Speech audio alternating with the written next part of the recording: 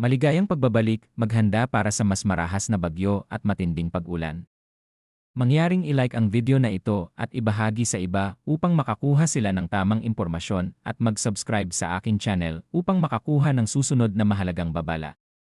Salamat! Magandang umaga Pilipinas! Narito ang pinakabagong ulat ng panahon para ngayong ika-5 ng Enero taong 2026.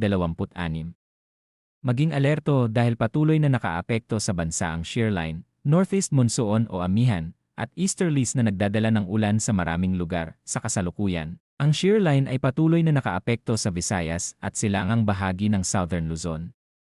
Dahil dito, inaasahan ang maulap na kalangitan na may kalat-kalat na pag-ulan at panakanakang pagkulog at pagkidlat sa Visayas, Bicol Region, Quezon, Oriental Mindoro, Marinduque at Romblon. Sa mga lugar na ito, posible ang biglaang pagbaha at pagguho ng lupa lalo na kung maging katamtaman hanggang malakas ang pag-ulan. Pinapayuhan ang mga residente sa mabababang lugar at bulubundukin na manatiling maingat, samantala, sa Zamboanga Peninsula, Basilan, Sulu, Tawi-Tawi, at Palawan, mararanasan din ang maulap na panahon na may kalat-kalat na pag-ulan at thunderstorms dulot ng easterlies.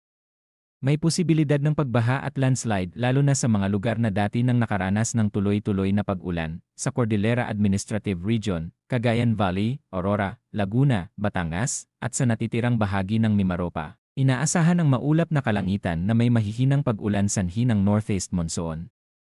Wala namang inaasahang malaking epekto sa mga lugar na ito, ngunit mainam pa ring mag-ingat lalo na sa mga daanan.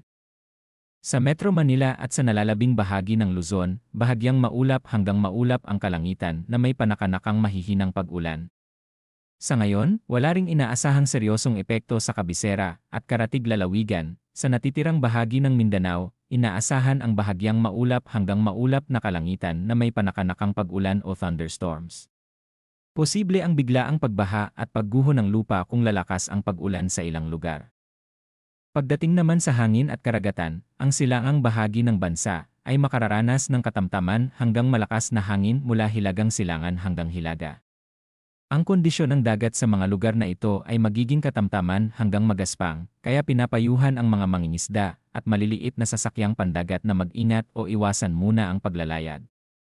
Sa natitirang bahagi ng bansa, bahagya hanggang katamtaman ang ihip ng hangin at magiging bahagya hanggang katamtaman din ang alon sa karagatan sa tala ng temperatura. Ang pinakamababang na italang temperatura ay 20.7 degree alas 6 ng umaga, habang ang pinakamataas ay umabot sa 30 degree alas 3 ng hapon. Ang halumigmig ng hangin ay nasa pagitan ng 54 hanggang 89%. Sa Metro Manila, ang pagsikat ng araw ay alas 6:22 ng umaga at ang paglubog ng araw ay alas 5:40 ng hapon. Ang buwan ay sisikat ngayong gabi ng alas 7:41. Patuloy po naming binabantayan ang lagay ng panahon. Para sa inyong kaligtasan, manatiling nakatutok sa mga susunod na weather updates at sundin ang mga paalala ng lokal na otoridad. Mag-ingat po tayong lahat at magandang umaga Pilipinas.